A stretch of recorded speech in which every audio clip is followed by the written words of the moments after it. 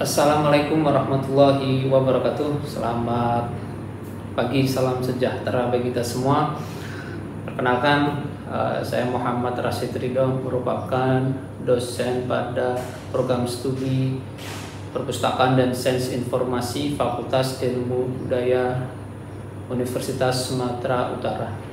Baik, pada kesempatan ini ya saya diberikan amanah dari Universitas Islam Negeri Sumatera Utara untuk menjadi dosen tidak tetap pada program studi Ilmu Perpustakaan Fakultas Ilmu Sosial.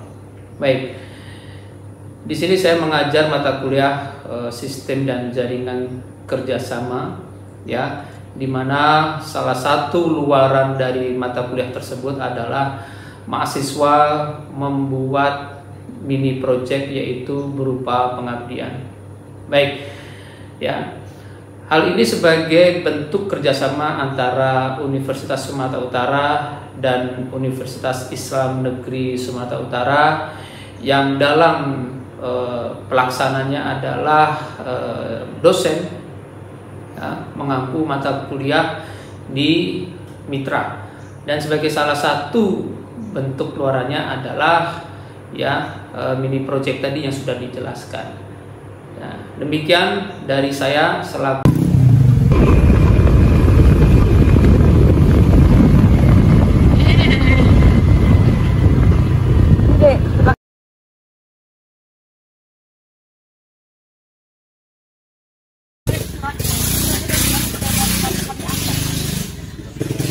lembaran kedua.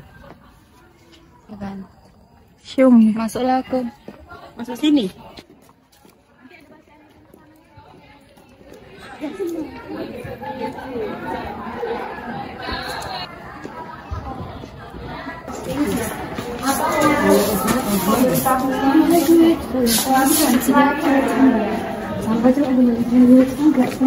Oke, udah. Nanti ketua kelas saja dibuatkan ke nanti. Jadi berarti di aula lah kalian ini ya. Di aula. Ya oke, yuk.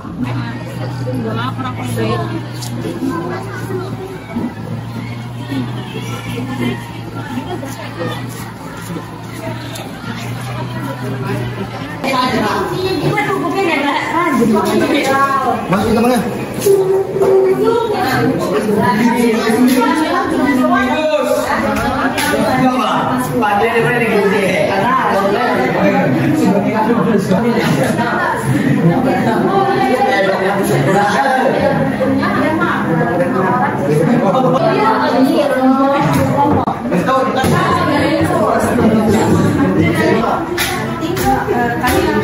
Bukunya itu boleh dari orang ini cara isi tadi ya, isi buku gitu. Novel aja nggak itu yang itu loh, beda buku ini. Tapi kalau aku baca ini kan dulu saatnya apa isinya lagi ya. Udah,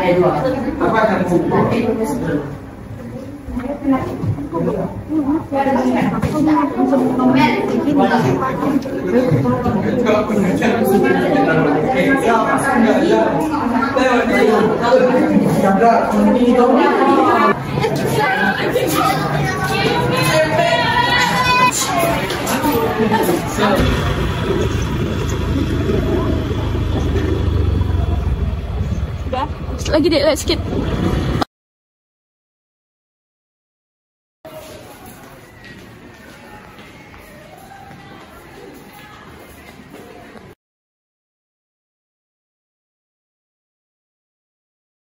Pak HTR masih rapat di ruang apa itu Pak? Aula. Sudah selesai. Sudah selesai. Ya, karena media belum masuk.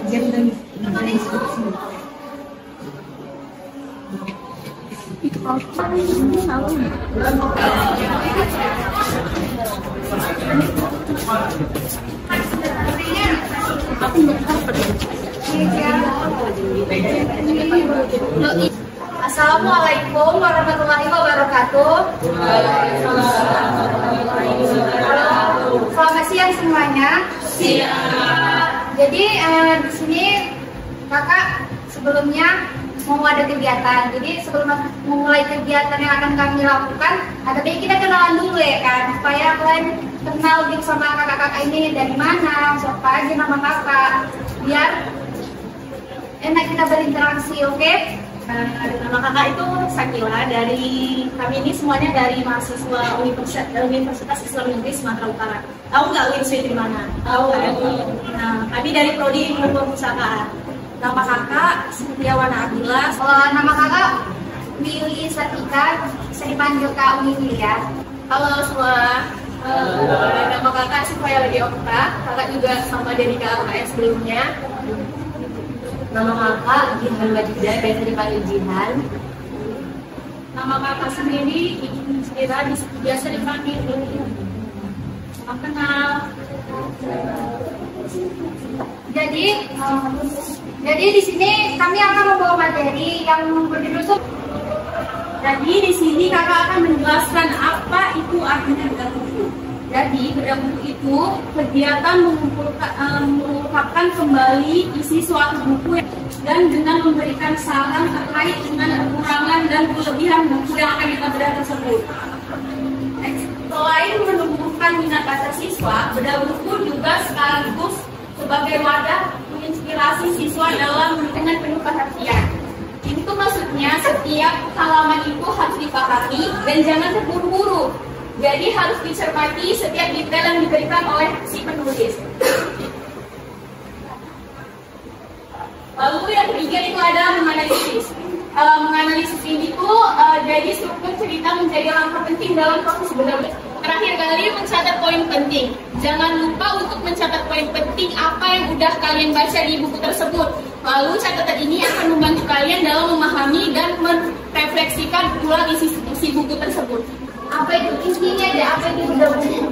Mengungkapkan kembali isi dari buku yang telah kita baca. Ya, benar. Jadi bedah buku itu sama dengan kayak meresensi buku gitu. Kita tuh membaca buku, begitu mencari gitu kesimpulan dari buku itu. Pokoknya kan tahu aja gitu apa itu kesimpulan dari buku ini, begitu siapa penerbitnya, pengarangnya, tahun terbitnya. Nanti yang dipresentasikan itu ya penulis. Setelah itu penerbit, jumlah halaman, sinopsisnya. Ya, udah. Setelah itu kelebihan dan kekurangan. Dan terakhir kesimpulan.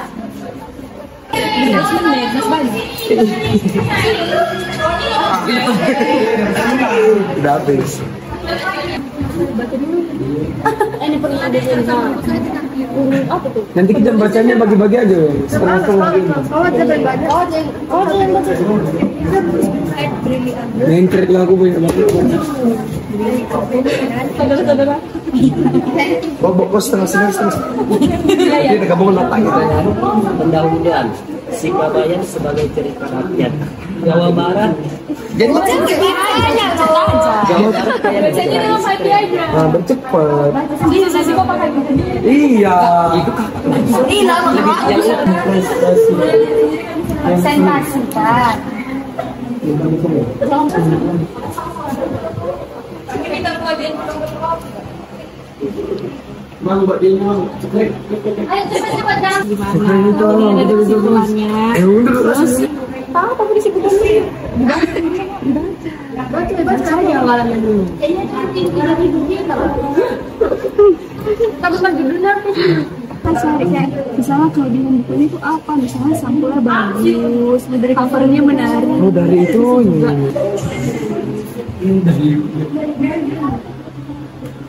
Rekan kakak akan menunjuk di antara kalian yang akan mempresentasikannya dari buku yang udah kalian bedah tadi. Silakan Kak. dari kelompok satu ya? Dari kelompok satu perwakilan sekolah. Tunjuk aja Kak.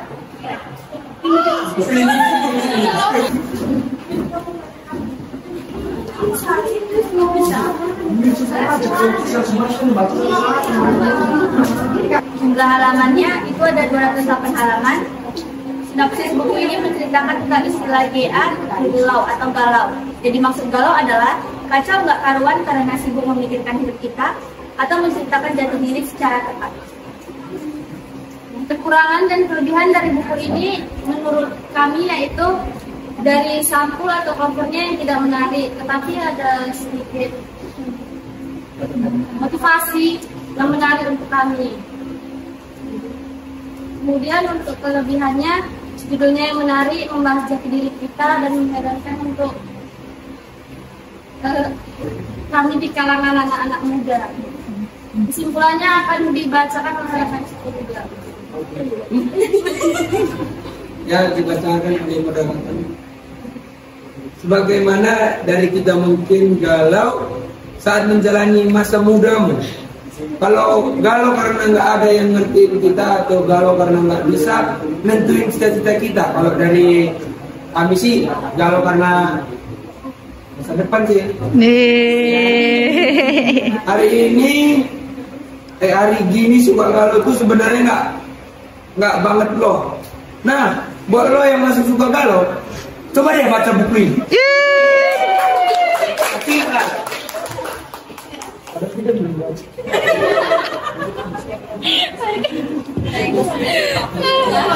Terima kasih kawan-kawan. Sekian dari cerita kami. Sekian dari kami.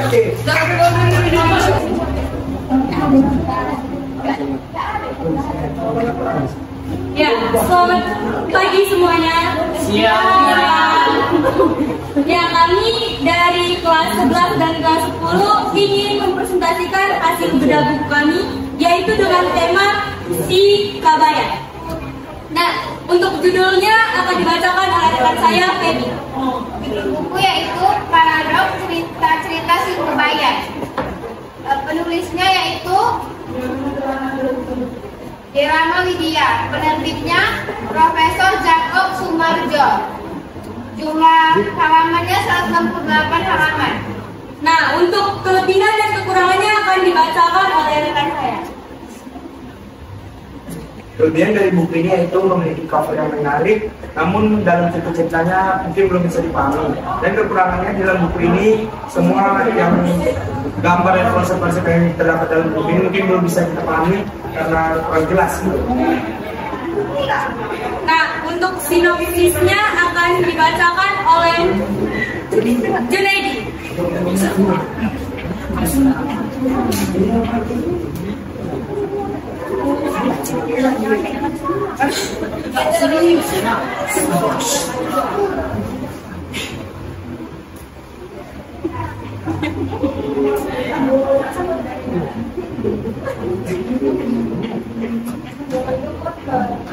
Bahwa gejala kabayan dalam cerita-cerita ini yang banyak mahiwal agak kurang ajar, ceplas-ceplos, masih dapat dijumpai di pesantren. Beberapa anak kiainya menempuh jalan suci, banyak mengunjungi makam-makam keramat dan dianggap oleh masyarakatnya justru dapat memberi berkat. Nah, untuk kesimpulannya akan saya jelaskan, yaitu Si Kabayan adalah cerita rakyat Sunda yang sangat populer, dan cerita ini ditulis oleh pakar kebudayaan Sunda berdarah Jawa. Ini dalam bahasa yang ringan. Beliau memaparkan dan menganalisis secara cukup mendalam berbagai jenis cerita Si Kabayan dan menggali nilai-nilai filosofis, religi, dan budaya, serta kearifan lokal amat tinggi yang terkandung di dalamnya. Karena itu, buku ini sangat pantas dan perlu dibaca oleh masyarakat Sunda, khususnya dan khalayak umum yang peduli terhadap budaya dan kearifan lokal Nusantara. Sekian dari kami, terima kasih. Wah, keren sekali kalian udah bisa gitu membedah buku, padahal kakak-kakak ngasih materi ini singkat gitu, tapi kan udah memahami gitu apa itu bedah buku, udah gitu kalian bisa mempraktekannya. Jadi di sini kakak-kakak bakal menentukan siapa yang pemenang, ya menang di sini yang lebih baik. Semuanya baik, kalian sudah pandai gitu kan membuat apa itu bedah buku, cara-caranya gitu. Jadi orang kakak sudah menentukan siapa yang lebih baik dalam mempraktekkan bedah buku ini. Siapa kak? Siapa ya? Siapa ya? Siapa ya? Siapa kak? Jadi yang lebih baik dalam mempraktekkan apa itu bedah buku itu? Yang bagus ini jangan kecil ya, kalau juga udah bagus, cuman iya, tapi nggak suka. Kalau juga udah bagus, cuman ini yang di sana lebih terstruktur, lebih penjelasannya lebih bagus. Mas,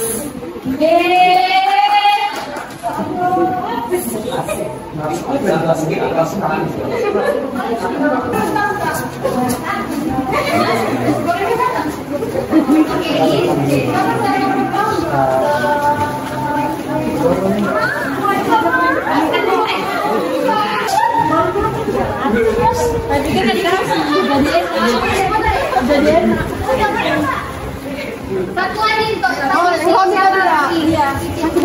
salam literasi, ayo membaca.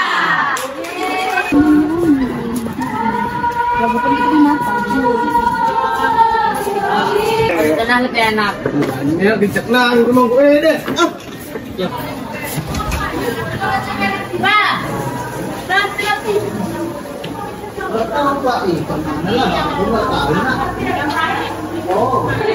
besok aja loh, besok buka masuk sana. Hati ya. Ya, hati ya.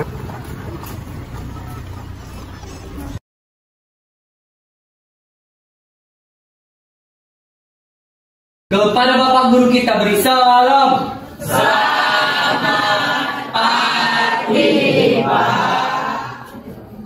Baik, selamat pagi, silakan pastikan mejanya. Assalamualaikum warahmatullahi wabarakatuh.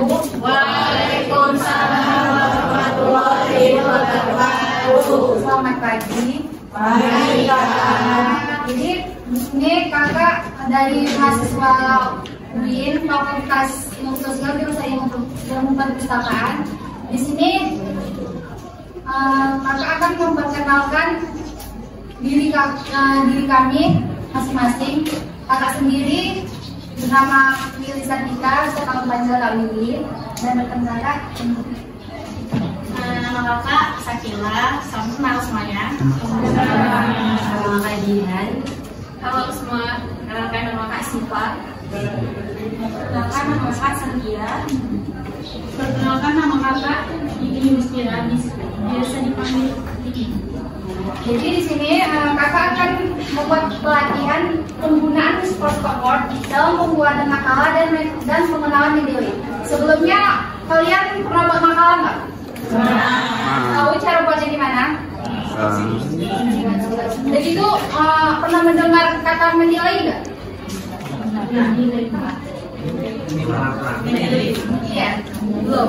Jadi di sini kakak akan menjelaskan cara pembuatan makalah yang baik dan benar dan mengasih pengenalan tentang menilai untuk kalian semua.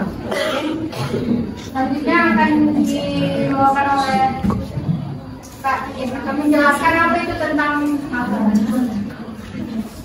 Baik, di sini kakak akan menjelaskan apa itu Kamus Besar Bahasa Indonesia. Makalah adalah karya tulis pelajar atau mahasiswa sebagai laporan pelaksanaan tugas. Itu format tulisan makalah. Biasanya kalau kita buat makalah, tulisannya itu tipenya Times New Roman. Terus ukurannya ini dia 1,5 gitu. Jadi kalau misalnya dia mau buat makalah, tulisannya itu harus Times New Roman dan ukurannya itu 1,5.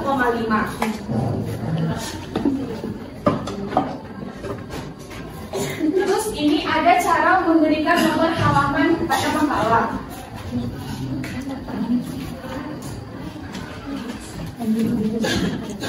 Nah, kita akan baca insert kan. Nanti waktu pas adik-adik buat nomor dalam makalah, adik-adik pilih dulu ini insert, page insert. Lalu nanti ada bacaan ini add of page. Nanti adik-adik klik itu, baru adik-adik bisa pilih formatnya ini. Cara menyisipkan gambar itu tetap sama, tetap kita klik menu insert. Setiap itu klik tanda dan bacaan picture, baru nanti setelah itu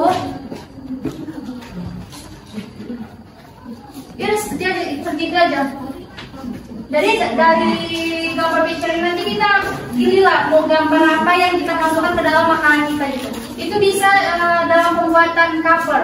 Biasanya kalau pembuatan cover itu kan harus ada kayak logo dari sekolah kita gitu kan.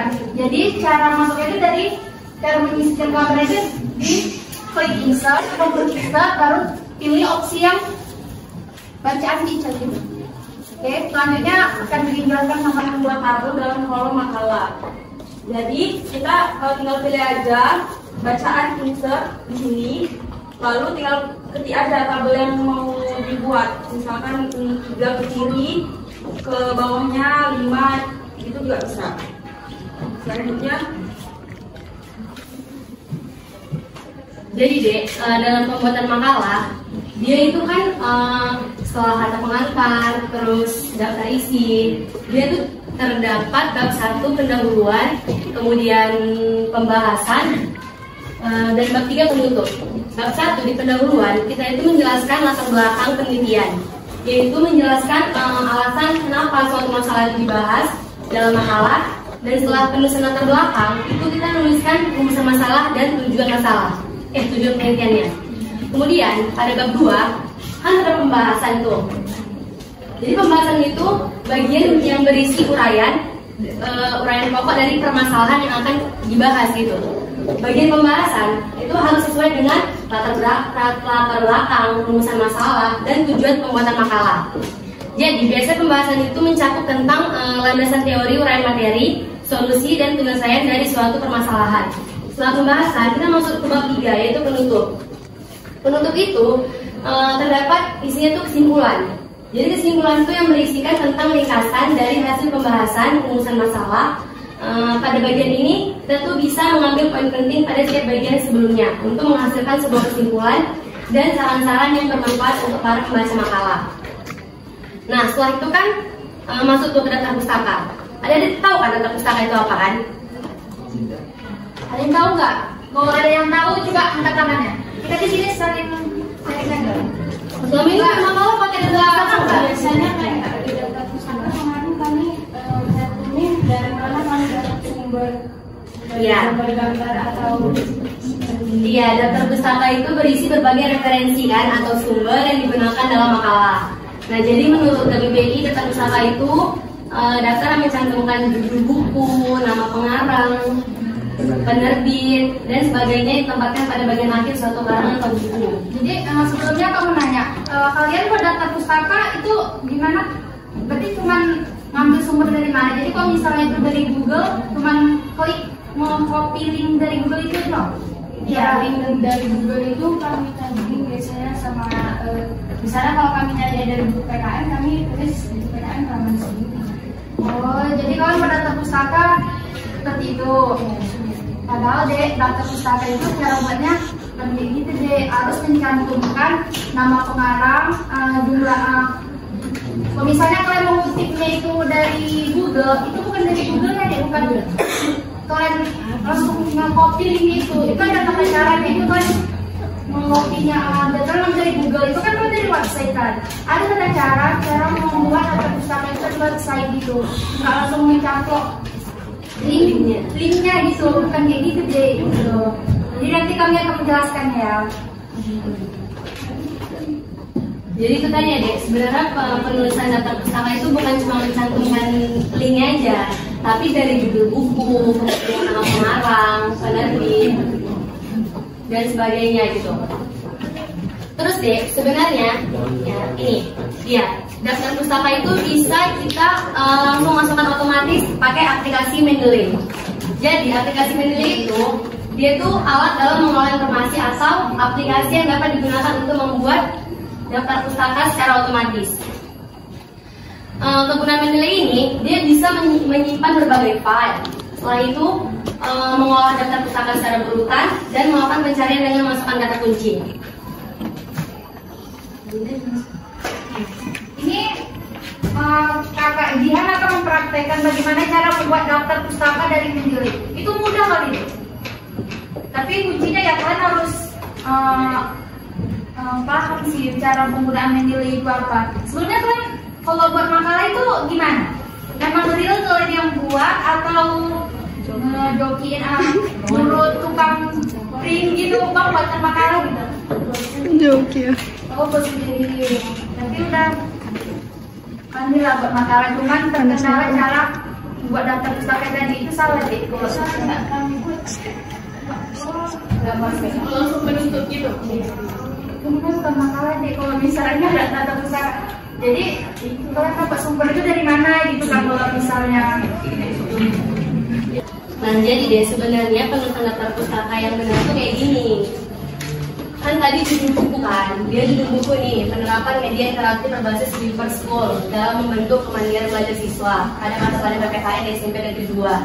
Nah jadi sebenarnya penulisan daftar pustaka itu dia cuma bukan kopasing aja. Jadi dia itu judul buku, terus dia tulis bukunya, tahun terbitnya, kayak gitu. Terus deh, tulis daftar pustaka itu dia berurutan sesuai abjad. Kan kayak berurutan ya, antara ini buku sponsor gitu, ngerti ya? Ya. Terus itu kan tadi yang kakak bilang, tulisan daftar pustaka itu sebenarnya bisa manual, kayak ya ketik aja gitu kan, gitu kan. Cuma kan ribet gitu kan. Jadi ada cara mudahnya, yaitu tadi kita install aplikasi Mendeley. Nah, cara menggunakan Mendeley itu, pertama kita cari aja deh di Google kan, install aplikasi Mendeley gitu kan. Terus kan kalau udah terinstall, Ade masukkan aja email sama password Ade untuk masuk ke akun Mendeley-nya. Setelah itu, hubungkan Mendeley itu ke Microsoft Word. Caranya tuh kayak gini deh. Misalnya kan udah ke download nih, ini kan isi Mendeley-nya. Ini dia masuk ke akun tools, dia klik fitur tools gini.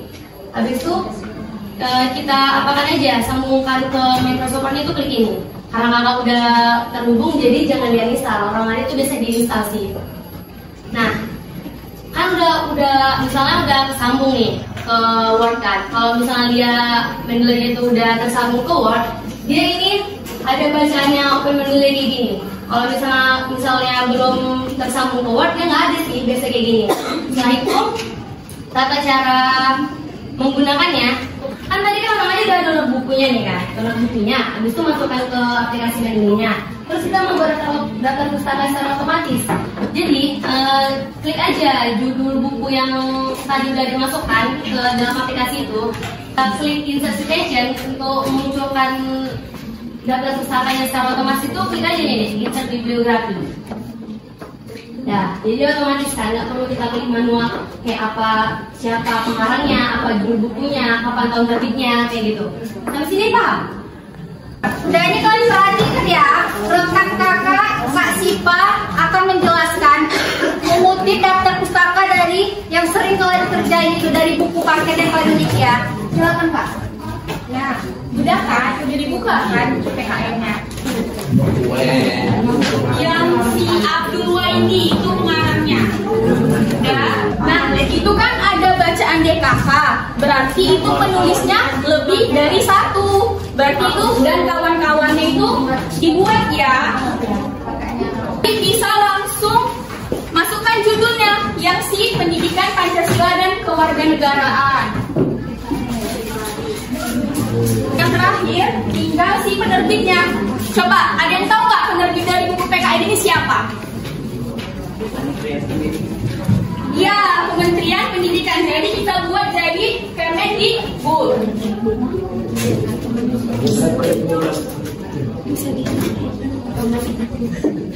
Ini ada cara buat daftar pustaka kalau misalnya adik-adik ngambil dari buku. Ini ada 6 pertanyaan yang dapat jawab dengan benar, nanti kasih sedikit snack ya. Pertanyaannya, gimana sih cara masukkan gambar ke dalam makalah? Sini deh. Isikan gambar kan? Iya. Boleh.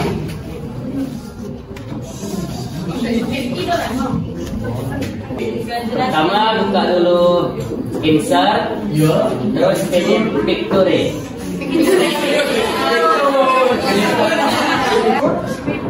Siapa yang tahu cara ngasih nomor halaman pada makalah? Enggak, dipraktekin di sini langsung. Kalau salah, nggak apa-apa. Kalau salah tetap dapat. Kita harus belajar gitu. Kan tadi loh dari awal kita sharing-sharing aja. Orang kagak juga harus belajarnya. Belajar kita.